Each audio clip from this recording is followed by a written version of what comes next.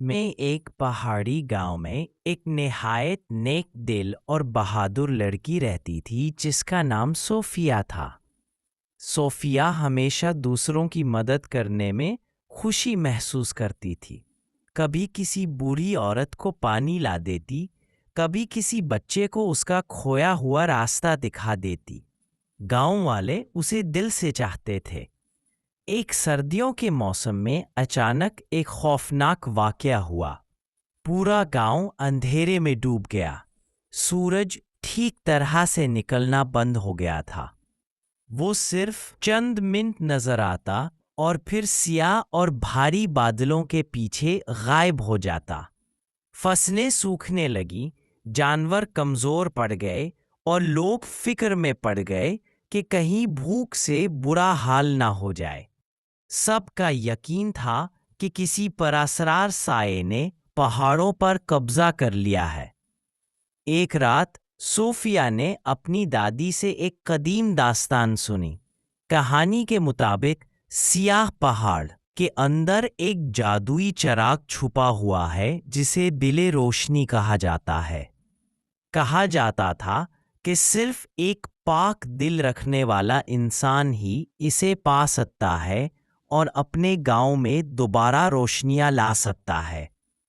بہت سے لوگ اسے ایک کہانی سمجھتے تھے، مگر صوفیہ کے دل میں امید کی چنگاری جل اٹھی۔